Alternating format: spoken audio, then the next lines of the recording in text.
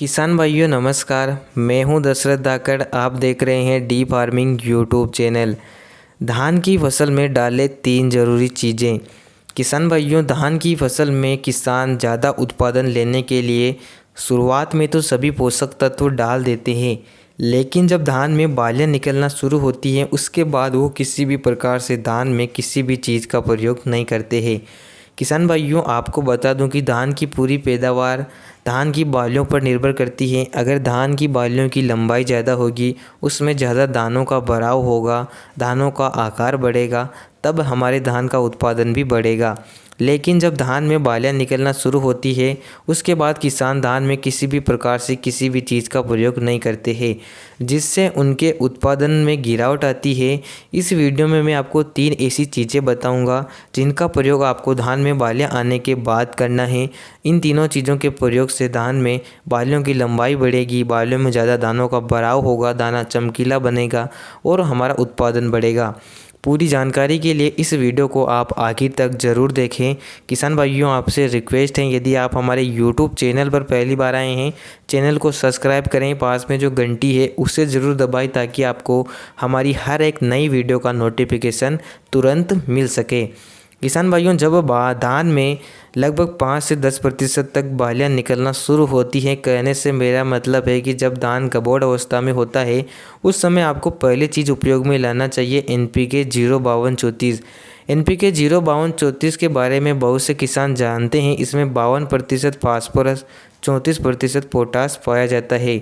जैसा कि धान की गबोड़ की अवस्था में पौधे को नाइट्रोजन की ज़रूरत नहीं होती है, उसको फास्फोरस और पोटास की ज़्यादा आवश्यकता होती है। इसलिए आपको उस समय धान में NPK 05234 का 1 किलोग्राम प्रति एकड़ की दर से प्रयोग करना चाहिए, जिससे आपकी फसल को फास्फोरस और पोटास मिलेंगे और आपके जो धान की बालियाँ होती हैं उन बालियों की लंबाई बढ़ेगी, उसमें ज़्यादा दानों का भराव होगा। इसके बाद दूसरी चीज़ आपको लेना है बोरोन। किसान भाइयों, बोरोन है एक प्रकार का सूक्ष्म पोषक तत्व माना जाता है। 16 प्रकार के पोषक तत्वों में बोरोन का प्रमुख स्थान माना जाता है। बोरोन सूक्ष्म पोषक तत्व होने के कारण धान की फसल के लिए बेहद फ़ायदेमंद साबित होता है, तो आपको धान में बोरोन का प्रयोग करना चाहिए। बोरोन का प्रयोग आप NPK 05234 के साथ भी कर सकते हैं और मैं जो आपको तीसरी चीज़ बताऊंगा उसके साथ मिलाकर भी कर सकते हैं। बोरोन का डोज आपको लगभग 100 ग्राम से 120 ग्राम प्रति एकड़ के हिसाब से लेना होता है। इसके बाद तीसरी चीज़ आती है NPK 0050, जिसमें केवल 50% पोटास मौजूद होता है।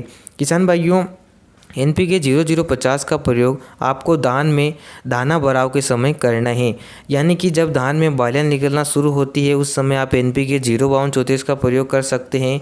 इसके बाद जब पूरे खेत में बालियाँ नज़र आने लगती है उसके बाद आप NPK 0050 का प्रयोग कर सकते हैं, क्योंकि यह फसल की आखिरी स्टेज होती है। इस समय फसल को केवल पोटास की ज़्यादा आवश्यकता होती है।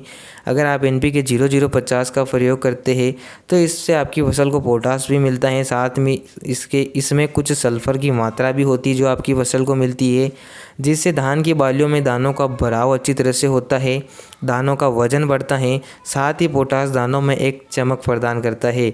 तो 1 किलोग्राम प्रति एकड़ की दर से आपको NPK 0050 का प्रयोग धान में जब आधे से ज़्यादा बालियाँ निकल जाती है दाना भराव के समय करना है। किसान भाइयों, आप बोरोन का प्रयोग NPK 05234 के साथ या NPK 0050 दोनों में से किसी एक खाद के साथ कर सकते हैं। ऐसा नहीं है कि आपको दोनों ही खाद के साथ प्रयोग करना है। अगर आप बोरोन का प्रयोग करना चाहते हैं तो या तो आप NPK 05234 के साथ प्रयोग कर सकते हैं या आप NPK 0050 के साथ प्रयोग कर सकते हैं।